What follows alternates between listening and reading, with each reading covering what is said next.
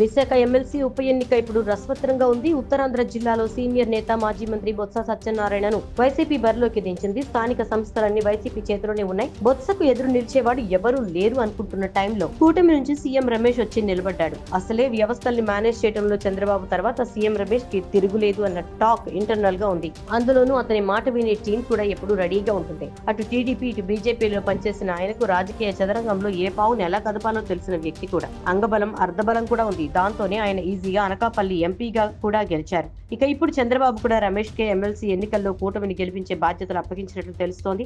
Botsa వ్యూహాలకు CM Ramesh ప్రతి వ్యూహాలకు మధ్య ఈ పోటీ జరగబోతోంది. ఈ 5 ఏళ్ల అధికారం టీడీపీ చేతిలో ఉంది.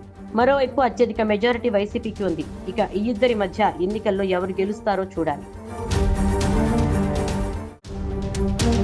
విశాఖ ఎమ్మెల్సీ ఉప ఎన్నిక ఇప్పుడు రసవత్తరంగా ఉంది. ఉత్తరాంధ్ర జిల్లాలో సీనియర్ నేత మాజీ మంత్రి బొత్స సత్యనారాయణను వైసీపీ బరిలోకి దించింది. స్థానిక సంస్థలన్నీ వైసీపీ చేతిలోనే ఉన్నాయి. బొత్సకు ఎదురు నిలిచేవాడు ఎవరూ లేరు అనుకుంటున్న టైంలో కూటమి నుంచి సీఎం రమేష్ వచ్చి నిలబడ్డాడు. అసలే వ్యవస్థల్ని మేనేజ్ చేయడంలో చంద్రబాబు తర్వాత సీఎం రమేష్ కి తిరుగులేదు అన్న టాక్ ఇంటర్నల్ గా ఉంది. అందులోనూ అతని మాట వినే టీం కూడా ఎప్పుడు రెడీగా ఉంటుంది. అటు టీడీపీ ఇటు బీజేపీలో పనిచేసిన ఆయనకు రాజకీయ చదరంగంలో ఏ పావును ఎలా కదపాలో తెలిసిన వ్యక్తి కూడా. అంగబలం అర్ధబలం కూడా ఉంది. దాంతోనే ఆయన ఈజీగా అనకాపల్లి ఎంపీగా కూడా గెలిచారు. ఇక ఇప్పుడు చంద్రబాబు కూడా రమేష్ కే ఎమ్మెల్సీ ఎన్నికల్లో కూటమిని గెలిపించే బాధ్యతలు అప్పగించినట్లు తెలుస్తోంది.